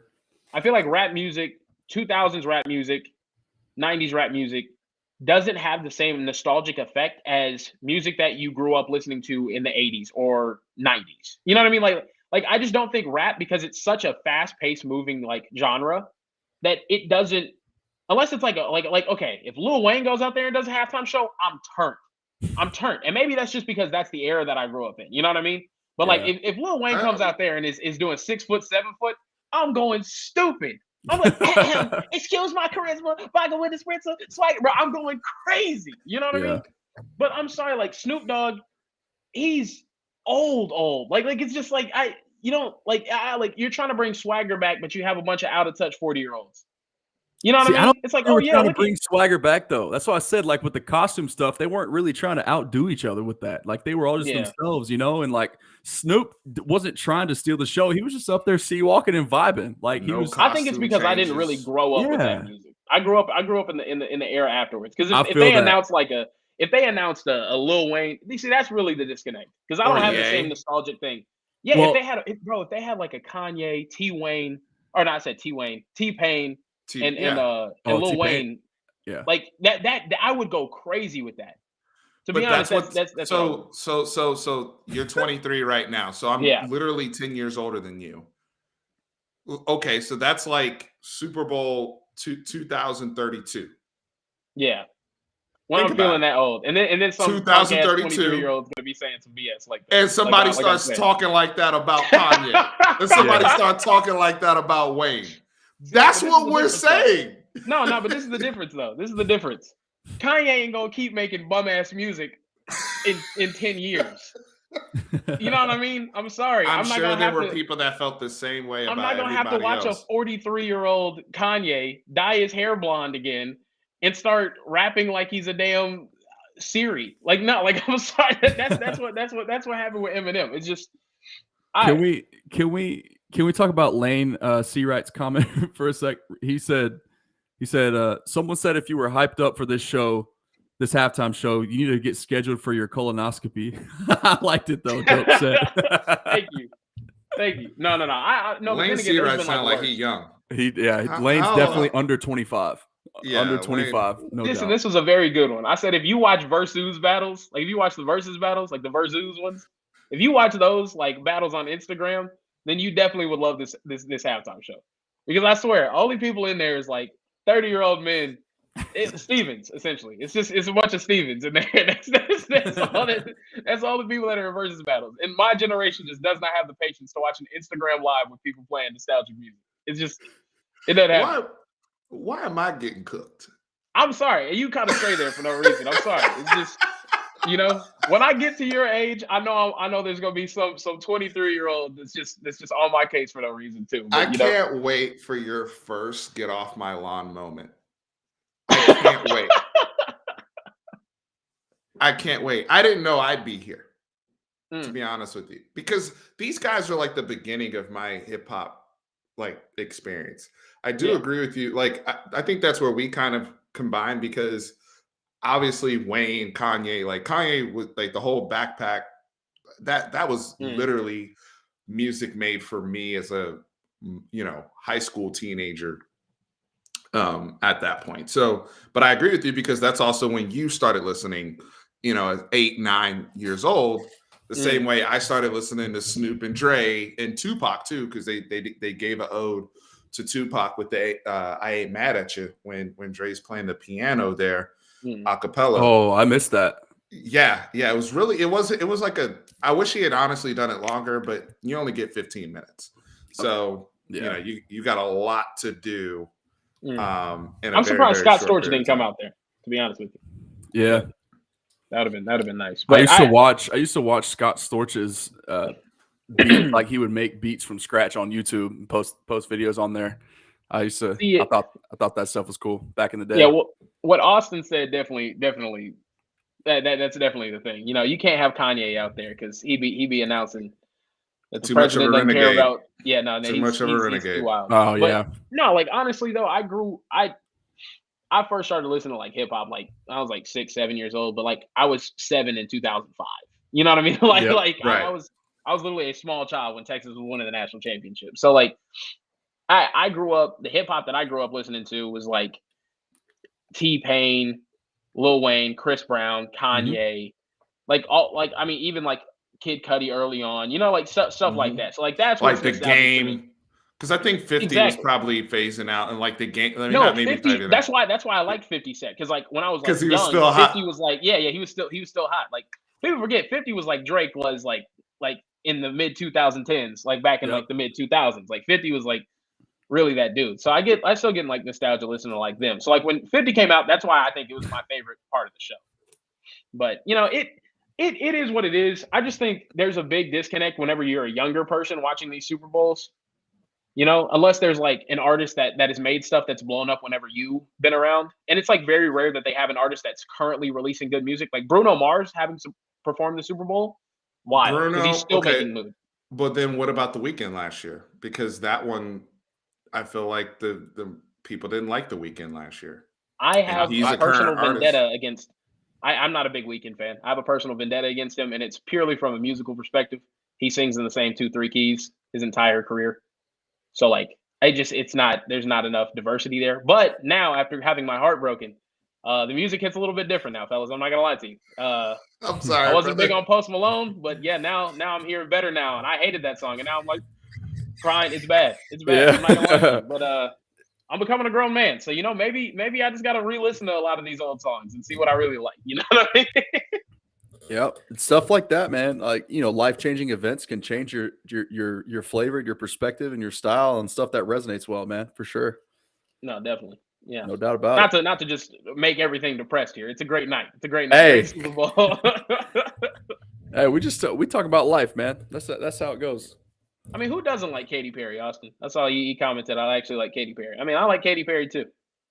That's a good point too. I was going to say that though, Justin. For real though, real talk, man. Like the way that they were all like you had 5 artists who are kind of big in their own right. All kind of you were able to walk through their entire timeline within a 15-minute span, and it was seamless. I agree completely, man. That's why I thought it was so good. I don't know. I enjoyed it. Very different. I wouldn't say they're very different. I mean, Mary J. Blige is like the only one that was like a completely different genre. Oh no, I didn't mean different genres. I don't know what I said. I didn't. If I different type of artist. No, he's talking about the comment. The comment says very different artists. Oh wait. Yeah, Justin's comment. Yeah, Justin's comment. It was the 5 icon. Oh, I see. Okay, yeah, very different Mm-hmm. artists. Oh yeah. I feel you on that. So yeah, I mean, same genre for sure, but different styles. I'm player hating. Honestly, I'm not gonna lie to you. I'm on some hating stuff tonight. I don't know why. Hey, bro, you got a young. Hey, one of the young boys coming for you, bro. What are you? I love to have. Kieran probably listen to pop and not, bro. Okay, what's going on here? What are you on, bro? No. Because he probably he don't listen to anything modern. That's the real thing. I hate when these old soul kids start coming up to me and they're like, "You don't respect the classics." It's like, bro, you telling me all this damn music out right now, and you sitting in your car listening to Biggie. Get out of here, man. No, that's not happening. You're like, oh, Lil Kim was like one of the best in the night. Like, no, you're not sitting here listening to that, bro. People just going through Eminem's old song when he's talking about what do he say? Jay-Z, Tupac, and Biggie, Andre from Outkast, Jada, Corrupt, Nas, and then he's just like naming all these rappers, and the kids nowadays only know them from that song. Yeah, my young ass was like, I don't know who half of these people were. Yeah, I think Reggie was the first one, but yeah, it took a Childish Gambino like cover on like a radio station for me to figure out who Fabulous was. So I was like, yeah. I used to buy Fabulous back in the day too. Yo, these comments are fire. Y'all I wish we could just like play songs live on stream and not get they would come for us. Not get popped for it. That DCMA smacks. Yeah. It's not the vibe. He said the Hate It or Love It by 50 hold Cent. Up. That is a Cook good one. Cook and Co. I take Mary over Cardi. 100%. I will take any R&B artist over any rapper any day of the week. I take Lauryn Hill over every single female artist in the history of the world. Facts. I'm not gonna lie to you. I would. Lauryn Hill is like one of my favorite artists of all time, and I wasn't even alive whenever I was like a baby when that album first came out. Like, I appreciate some older stuff. You know what I mean? It's just classic '90s rap. I'm not like y'all can go listen to your Curtis Blow if that's what you want to do, bro. Y'all can go. Y'all can go listen to your Curtis Blow. Y'all can do that. I'm in the back seat and driving with my friends, and we have a good time. No, I'm good on that. Y'all can listen to that. I'll listen to my Kanye, my Drake, my Lil Wayne, my T-Pain. Y'all can do whatever y'all want, bro. Y'all can keep listening to all that Curtis Blow, all that conscious. I mean, those names you just dropped that's who I grew up on too. And this is my thing. This is my standard for music, right? If I can bump this in the car with my friends, then that's like the stuff that I'm usually like bumping, right? I listen to R&B and all that sorts of stuff by myself, but I'm like, if someone gets in a vehicle with me, plugs in the aux cord and starts playing some cringe Eminem, I'm losing my shit. I'm sorry. Cringe Eminem. If they start playing some cringe Eminem, if they get in there, it's like, yeah, we should listen to Rap God. I'm jumping out of a movie. Okay, Rap God. That doesn't define him. That's not writing music, though. That's define him. That's not writing music, though. I mean, Biggie. I'm not writing with Tupac. I'm not writing with any of this old rap. I'm sorry. Nah, whoa. Okay, nope. Hold on. Time out. Time out. You said a lot in a very short period of time, and we need to back up. All right. Okay, because your point about Curtis Blow and all that rappers delight bullshit. Look, I'm actually with you there, brother. No disrespect to the elders, but the rap game advanced very quickly in a short period of time in the 80s. Because by the time you got to like LL Cool J and, Rakim and like people that could actually rap, like there's a difference and of like what you can still listen to. Like for me, I'll put it this way. There started to be genres within hip hop of what you deem listenable. For example, that's when timeless stuff like A Tribe Called Quest. Till this day, I listen to Tribe. Period. Now, while I'm a Tribe guy, I'm an Outkast guy. One of the greatest moments of my life was seeing Outkast live back at ACL. Outkast is one of my favorite groups of all time. Yeah, so those groups that developed over time because Outkast started bringing up sound and culture from the South. You got a certain jazz element from, A Tribe Called Quest or De La Soul, like things like that. I do think though, there are people. Some of the stuff is dated. I'm with you, but I do think, and one of the things I hope I'm able to do is my ear can adapt as time goes on and appreciate new stuff as much as I appreciate stuff from the past. Because me and my friends say it all the time that we run into a bunch of people that are trapped in the 90s. Right. There are a lot of people that are trapped in the 90s. People my age where anything after 2003, they don't want to acknowledge it. I don't like those people either. I'm with y'all. Like they won't acknowledge any young person. Like you won't acknowledge like Little Baby can actually rap. Like some certain people that are younger can actually rap. But I also want to say the same thing to the younger generation. You can't listen to A Tribe Called Quest and tell me that's not, you can't ride with that, or that's not, that's bad hip hop. That's not Curtis Blow is my point. That's not a hip. Like no, those two different lanes. Yes, I guess my thing is just like, okay, so perfect example. You brought up De La Soul. I bump De La Soul in the car. I'd bump it in the car with my friends even. One song really. I just know it because it was an NCAA 06. Banger. Let's go. Me, Myself, and I. Me, Myself, and And yes, I know that was a sample from another song. I remember that. Hey, I remember that song. It came on as soon as you turned the game on. Yep. No, for real. No, NCAA 06, greatest video game soundtrack of all time. Cannot convince me otherwise. I agree with that. I stand with you. See, there's things we can find common ground on. Handshake. They're bangers all the way. No, it's so much now that I have a Spotify playlist with all of those songs, and I play that while I play NCAA 14. So you got to go about those things. But I don't know. It just depends. In my opinion, there's new music that you can listen to and like actually bump with, and I feel like the disconnect is I disrespect the older generation's bumping music, and then older generations disrespect my bumping music. Wait, I'm sorry. Putting on some Future is a vibe, bro. Oh, that's Playing Future March and Madness, Lil Baby is probably the two most Dude. common artists on my gym playlist right now. I'm telling you, bro, driving to go get some Jack in the Box tacos on a slutty Tuesday night at 2 a.m. and bumping some Codeine Crazy is a vibe, man. Tracy is upset with you, Kieran. Digital Dash is Wait, timeless. whoa. Tracy is Digital coming up with Dash. things in his mind, bro. Okay, no. Tracy is projecting right now. Tracy is projecting. Tracy said you don't mess with Outkast, and now I don't mess with UGK. What are we talking about? Of course, I'm not going to disrespect Texas legends. Are you serious? I'm bumping Trey the Truth. I'm bumping UGK. I'm bumping Big Tuck, Freight Train Tuck. I'm bumping all the Texas legends. Are we serious? All right. I'm bumping Young Nation. Like even What about? Young Nation. Oh, okay. Now, yo, Young I like no Nation. Diego Mama. I can probably hit your baby mama. Hey, I don't like. I grew up on that. That's the type of BS that I grew up on. Too. What we But, got like, on Gorilla Zoe?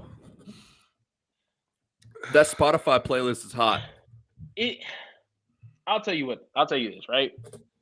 Tracy, first off, Tracy, you got to stop projecting, brother. I'm sorry. Like I'm he literally said, "How you gonna disrespect UGK?"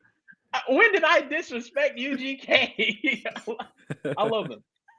Will I ride to some Jay-Z? Absolutely not.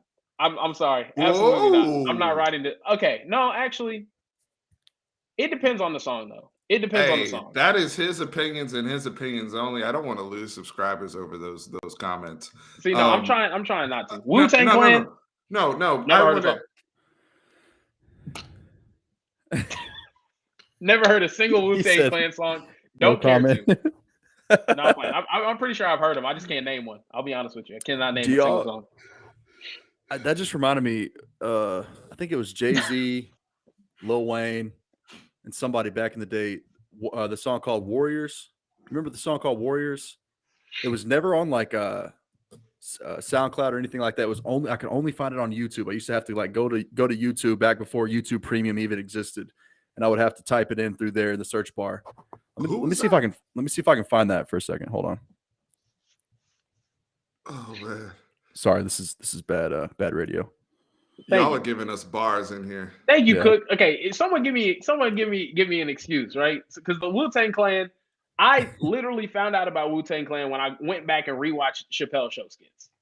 Because first off, I was like too young to consume Chappelle Show. I was a young Christian man, you know what I mean? My mom wouldn't allow me to watch all that crazy stuff. But like I went back and watched, and then I was like, oh, okay, Racial Draft, the RZA, the Jizza, or whatever his name is. I forgot. But yeah, I haven't heard any of their music. Or I couldn't name any of their music. I'm sure I've heard it before.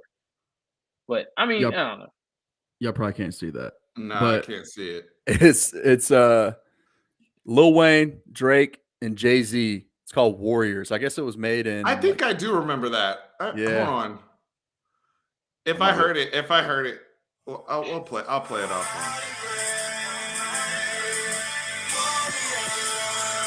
Oh yeah, I've heard that. Yeah. I've heard that. Yeah. Somebody mentioned Jay-Z, and that was the first song that popped into my head for some reason. I don't know why. Yeah. I just feel like if I tell Bubba, everybody, Watch the Throne. Wait, Watch the Throne. Oh, by what's his name? Jay-Z and Kanye. Yes. Well, that's the one with No Church in the Wild and stuff. That banger, and also N-Words in Paris. That's a fire album. Yeah. No, okay. So yeah, I definitely will bump. Like Otis. Otis is like one of my favorite. Otis is one of my favorite songs. Yeah, no, I'm definitely bumping some newer age Jay-Z that I grew up with. I'm not bumping the like 99 Jay-Z stuff, where he's like dissing Nas and stuff. Like I'm not. I got you. I'm not with that. I wasn't alive for that. You know what I mean? Like I don't know what it meant at the time.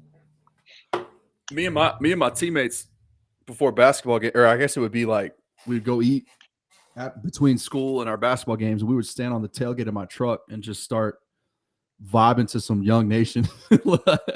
Hey, Young Nation Going Young crazy. Nation went to my high school. I have a fun Young Nation story too, Lando, by the way. I have a funny Young Nation story. So my freshman year of high school. Everybody rocking. My freshman year of high school. Whole club rocking. Just ratchet music. Oh my god! Just it's the most ratchet as it gets. So funny story about Young Nation, right? They went to my high school. They went to Duncanville, right? I think they went to Duncanville and DeSoto, right? Oh, you went to Duncanville? Yes, I Okay. did. Yeah. Cool. So I went to Duncanville. My freshman year of high school, Young Nation is there. They are performing in the cafeteria during our first pep rally of the year, right? I'm in the I drum bet that line, so was I'm in hype. there. They start going crazy. People are dancing or whatever. But then, like, 16, 15, 17-year-old kids, like, they're just all some, for lack of a better term, they're some assholes. Yeah. So we just start, like, getting bored, and they're just, like, dancing, and, like, nobody really cares. So then they just start throwing their CDs, their, like, mixtape or whatever, into the stand. And we start throwing them shits right back at them. It was terrible. Disrespectful. Terrible. And they were just like, they just started like screaming and cussing at us, and the principal had to like kick them out. It was hell, straight hell. It was something else. But yeah. Also, I wanted to talk about this. Cook and Co. You actually got my ass on this one. I'm not gonna lie to you. You got me because he said ODB, right? That's I've Odell only heard Beckham. Drake. No. I've only heard Drake mention ODB, and I thought he was talking about Odell Beckham. Is ODB somebody else? No, he said he's talking. Drake mentioned him. He said, "But you better have my money when I come for this shit like ODB on my worst behavior." From Worst Behavior, he was in that song. Yeah, but I think so. He commented before. He said Kieran doesn't know that there's an ODB before Odell Beckham Jr.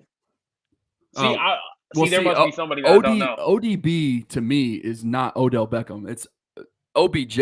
I mean, that's how I've always thought of it. Anyways, I don't know who ODB is, but I know that Drake has referenced him. I'm sure Drake was referencing Odell because they're old dirty close bastard. friends. Oh, maybe. Wow. From Wu-Tang. Why do you say that? Why do you say that so damn disappointed? Like, I feel like my dad just looked at me and was just so ODB was from Wu-Tang? Yeah, see, I don't know anything about old dirty bastard. Yeah. So that's definitely who Drake was talking about though, right? And Worst Behavior? It was one of them too. No way he was talking about Odell Beckham. No way.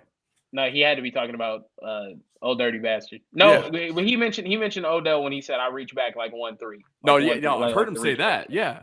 But in that song specifically in Worst Behavior, he said, "You better have my money when I come for it like ODB." Look at Steven's face, man. I gotta pee. I'll be right back. He is so damn disappointed right now.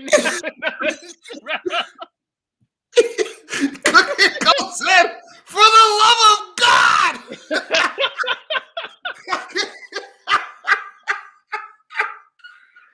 Hey, listen. Okay, I'm sorry. I know all the things, right? So, hey, let me save myself a little bit here. I don't know who ODB is. I wasn't old enough for Wu-Tang, right? For the love of God. I wasn't old enough for Wu-Tang, but I do remember. I remember old things that you guys might relate to. VHSs. I have the 2005 national championship recorded onto a VHS. Because we didn't have like a DVR or TiVo or anything like that back then. So I remember old things. Does that give me some points, some brownie points in the 35 plus? Things. You know what I mean? Wait, is a VHS not that old? No, it is old. I'm just trying to get some brownie points with the older audience. All the gentlemen out there who have had catheters before. I'm trying to relate to you guys. It's Damn. We got colonoscopies and catheters mixed in all in the same show tonight, Steve. That's got to be a record for us, bro. See, this is the thing. All these y'all can be as disappointed as you want. If you're at a post kidney stone stage of your life, you know what I mean. I can't relate to you. You know what I mean? Post kidney stone. That's why I drink lots of water. I'm trying not to ever get to that point. I don't even want to know what that pain feels like.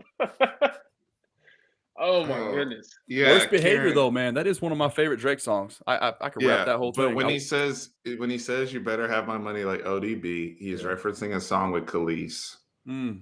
Go look the song up. That's your homework tonight. See, there we have it. It's a song with Khalees. The context will make sense from there. Okay. Shout out to Khalees. I didn't think Khalees would come up in the chat. Hey, we're getting deep tonight. Oh my God. I'm not trying to call Steven old, all right? Steven is a young man. He's not working with the gray hairs yet. He in his I don't prime. think so. If so, man. Just for Men is popping, you know what I mean? But the Nah, that's your boy Bron, dog. Yeah, oh my for real. God, yeah, Bron. Well, Bron's pushing 40 now. Goodness gracious. Speaking of, did y'all see Bron's Neapolitan outfit tonight? I thought it was kind of nice. Yeah, it was gas. He was looking like a vanilla chocolate and strawberry shake all in one. Yeah, Make a Brahms run. you guys see the tweet? LeBron can't catch a break, man. Some Lakers page was just like the Lakers are like 29-31 and ninth place in the West, and here he is. And LeBron's out here fighting. Yeah, it's just like, dude, he can't enjoy his time off. The stadium was literally 30 minutes away from where he lives. It was up in Brentwood. Like relax, man. It was Relax. It was something else, man. I do miss But, the Future though. He's littered in my playlist, man. I love Future. No, Future. What's his name? Future, Young Thug is like amazing to me. That dude goes hard. Lil Wayne. You're being challenged again, Kieran. Yeah, here we go. I'm What's excited for going this on? one. There's only Did one I right play answer here. football? Drake or Ye? Who's the better of the two? Okay, if we're talking talent wise, it's easily Kanye, 100%. I mean, from the producing aspect, from everything that he does, how hands on he is, 100%. If we're talking about hits and the capability of making hits continuously, it's Drake. It is Drake. It's always going to be Drake. Drake is the greatest hit maker of all time, in my opinion. Now, granted, his songs don't hold up as well as like other hit makers, but he has the song of the summer every year, it seems. Every year. Who had the better album this past year? Donda or Certified Lover Boy? I don't like Certified Lover Boy, but also I wasn't a big fan of Donda. Can I say neither? Donda was butt soup. Donda was not good. Y'all are tripping. Donda was not that good, man. Donda was I'm not a good gonna lie to you. album. Y'all tripping. Donda was not that good. Also, I'm Y'all Drake's tripping. my favorite artist. All right, so go ahead, roast me, do whatever you want. Right? Drake is my favorite artist, but I will Surprise, say that surprise. I mean, okay, listen, I'm light skinned. I'm an emotional gentleman. You know what I mean? I gotta stick to my roots here. well, that's the thing. He covers all avenues of like emotions. Like Drake doesn't. Yeah. And if you're born between, I don't know, I would say like 1990, probably 1988 to 1996, or not say 1988 to 1998. It'd be really hard not to love Drake more than any other artist in that time. But He said, "Dear God, I'm disappointed beyond emotional damage. Ye's catalog will kill Drake." There's a reason why Drake has more number one hits than the Beatles do. Like when I'm talking about being a hit maker, 100%. I think Kanye's music has more depth, 100%. When we're talking about the ability to make hits, Drake is there, bro. Drake is one of the greatest of all time. I didn't like Certified Lover Boy either, but like I'll be honest. I don't think Drake has dropped a good album, like a really solid album since Views in 2016. Yeah, Views was good. That album was amazing. Oh my God. Have what you think the love of your life break your heart. And then go listen to that album. Let me see. It's different. I need to text Hunter Sands and get him in here because he's the Drake connoisseur. No, definitely. I would like to get him to weigh in on this conversation. Yeah, he messes with Pusha T, who got Drake up. Oh my gosh. No. Take Care is an amazing album. Views is an amazing album. If you're reading this, it's too late is an amazing album. Yeah, I think Drake actually gets shot down. He doesn't get enough credit for the albums because he doesn't really, to me, have a bad like where I'm like, oh, like y'all even Certified Lover Boy is what I expected it to be. Yeah, I should put it. That's exactly what I expected the content to be. The joint with the joint album he had with or mixtape, whatever you want to call it, with Future, gas. Right? Yeah, that was amazing. That was awesome. Yeah, this is what I'm saying. From 2011 all the way through 2020, he had the song of the summer. Every one of those years, every single year, he had the song of the summer. I hear you. Kiki, do you like God's plan? Like so many different songs. But that's also Kiki. Yeah, honestly, it was the song of the summer. Like, but that's also. But my thing is to the people's point about albums that hold up, like a Late Registration, Dropout, all those type of things. Those are timeless works of art that are certified classics. I think there's a No. difference between and also you look at the way the album is put together. I think that's why Drake also likes to say my stuff is more like a playlist versus traditional albums. A lot of people don't really make that anymore, like where your stuff just flows together, skits included, interludes included, whereas the true album this song is intended to be right here in how it's put together. Some of these artists now, Drake included, they put together a series of hits. So it's a little different. Not every song on some of these albums is supposed to be a single. No, I'm about to dip out here too, Tracy. I got to wake up pretty early. I appreciate you coming through. We'll push you about the basketball because not even that though, Cooking Co, because you're talking about you putting on work with other people's albums. Look at what he did for guys like Travis Scott, guys like Chance the Rapper. I mean, hell, Chance the Rapper stopped working with Kanye and made one of the worst albums I've ever heard from a mainstream artist. Not gonna lie to you, terrible. Like Kanye's amazing. I'm not gonna lie, Kanye is outstanding. That's what I'm saying. Talent wise, it's really not. Kanye's a Hall of Famer just off production, off his resume as a producer. Exactly, insane. So like talent wise, it's not even a competition. I'm just saying from hits perspective, Drake is the greatest hit maker of a generation. He's the best hit maker since Michael Jackson. It sounds like a hot take, but it's 100% the truth. I don't think that's a hot take, personally. If you look at the numbers, the numbers back. Yeah, if you look at the numbers, more number one hits than anybody. But Michael Jackson, though, you're talking about over 30 years. You're talking about 30. Jackson. Yeah, you're talking about 30, 40 years of production. Yeah.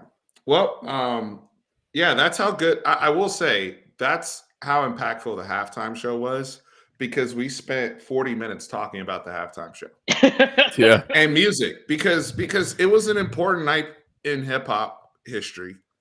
It was an important night for people that grew up with those artists, and to see them share the stage together, to share those moments together in front of the entire world is meaningful. And I think it sparked really, really good conversation.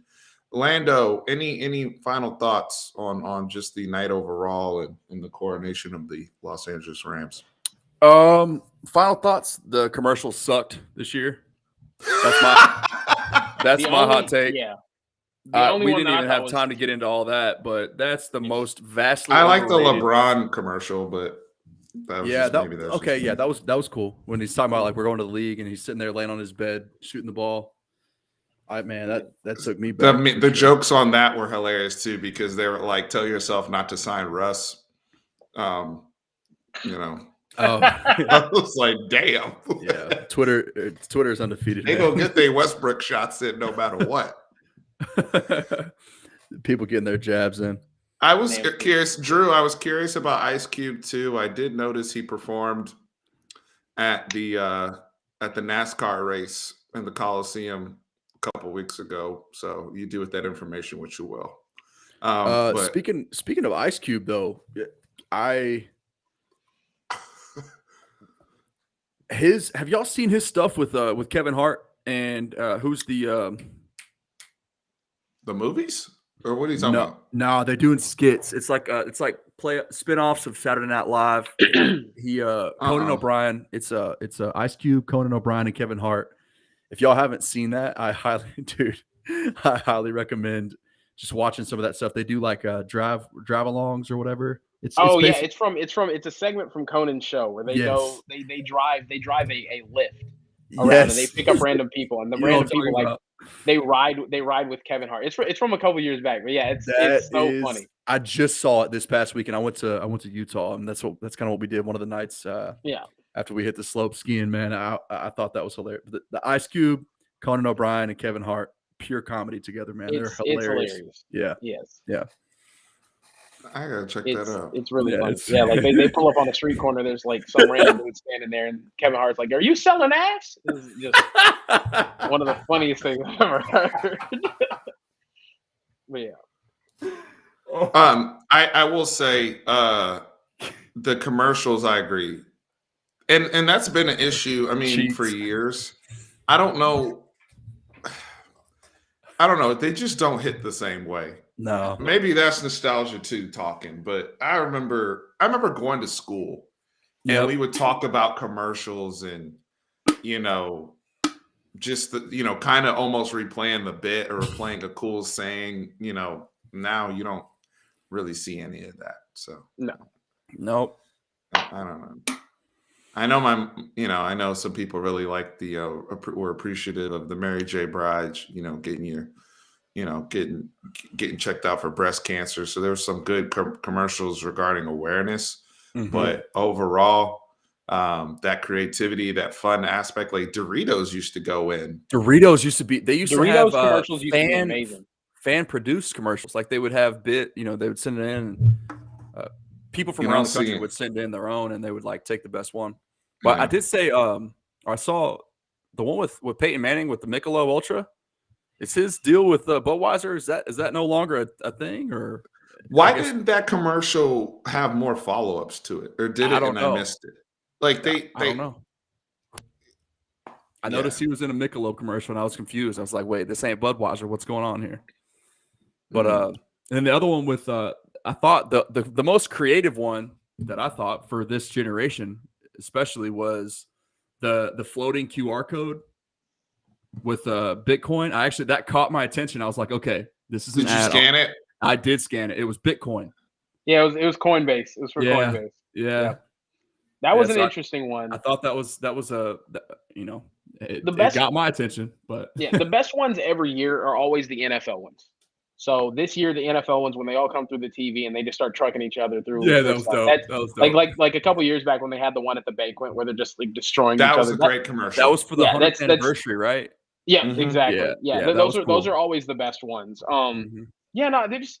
Well, to be honest with you guys, since everything has to be more PC, the commercials don't hit the same. No. You know what I mean? And that's the thing. Yeah. I mean, different expectations in comedy, I guess, but it is what it is. I still. Yeah, it's the Super Bowl.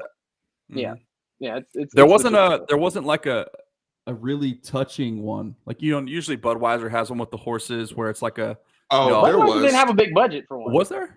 Yeah, the early. It was early. It was the two brothers, where the guy was losing sight, and they were Paralympic champions. Oh, that's right. That's right. Okay, yeah. It was like the beginning of the game. That one really pulled at my heartstrings.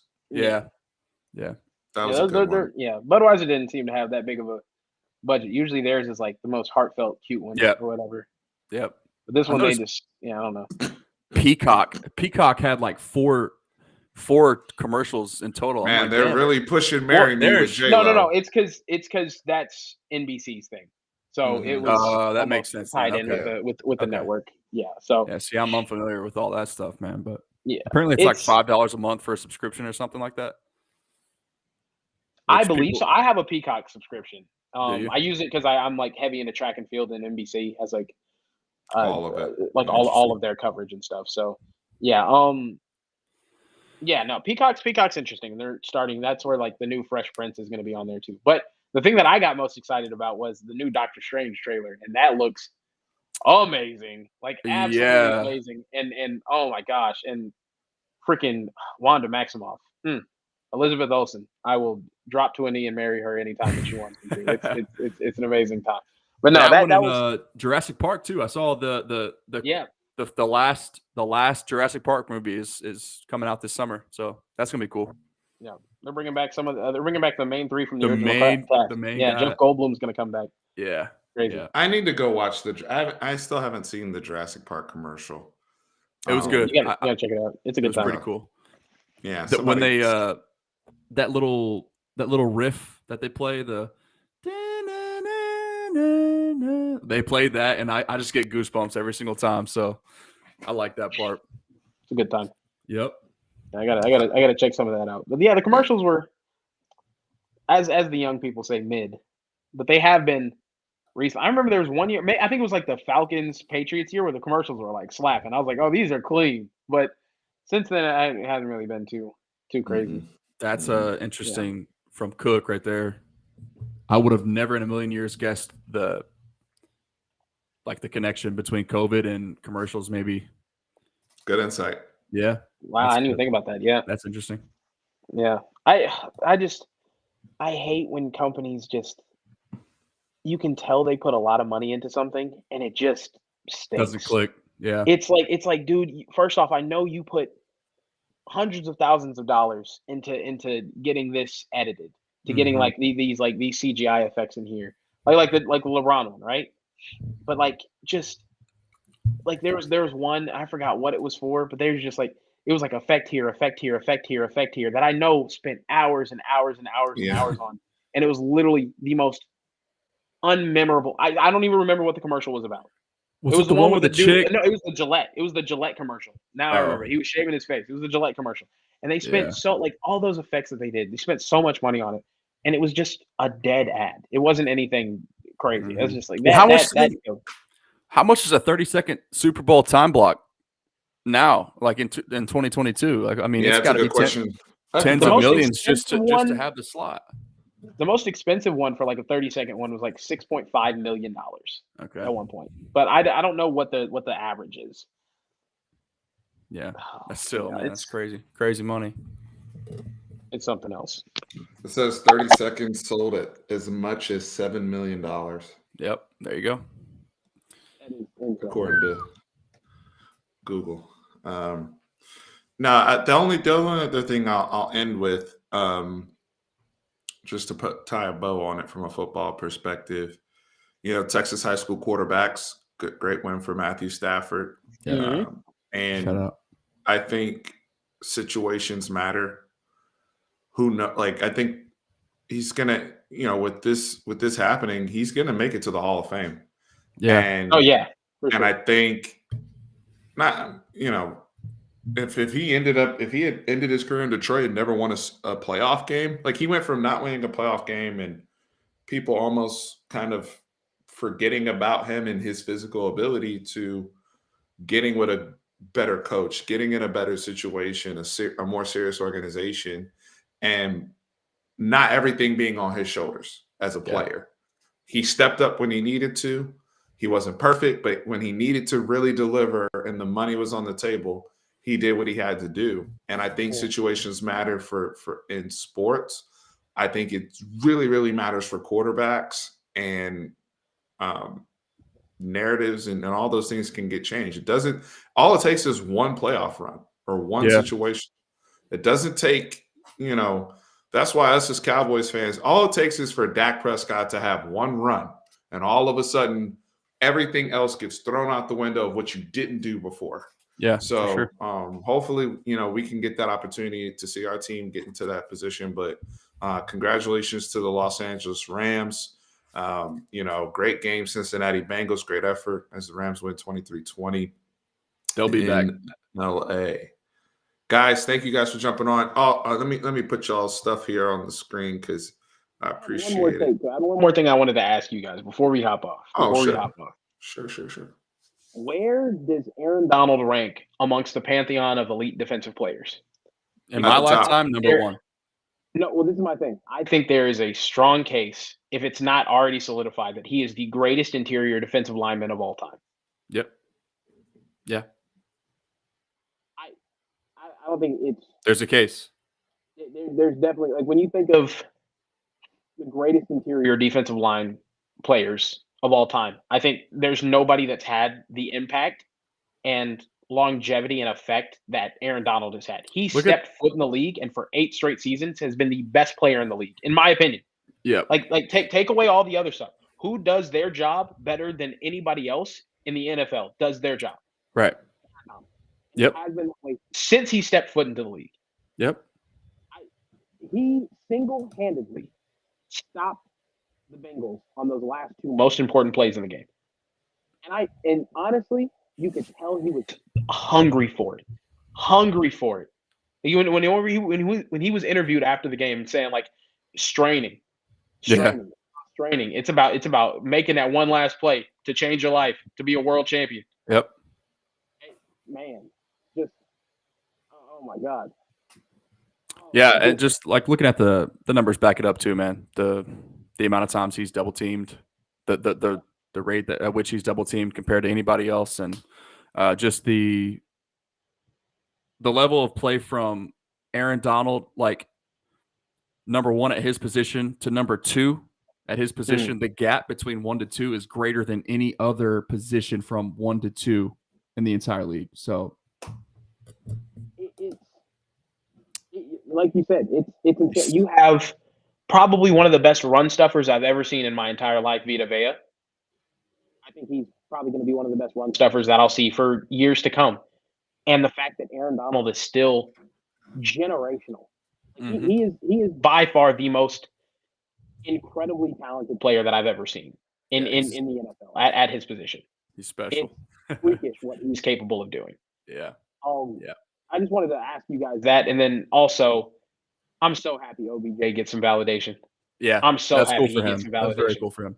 I'm very upset that he got hurt. I know he was crying like a baby on the sideline. Shit, I would be too. But so it's a contract year for him. I don't know if y'all have seen the numbers on the amount that he's making. It's not really relevant right now, but what is relevant is that he does finally get a ring. He caught a touchdown pass in the biggest game. It's a contract year for him. So I hope that it's not a complete, I saw that Pro Football Doc on Twitter speculated it was a full ACL tear. We'll see if that's the case, if that remains to be true. The way that he wasn't cutting, he was literally just planting, and he grabbed the front of his knee, which to me would signify patellar tendon.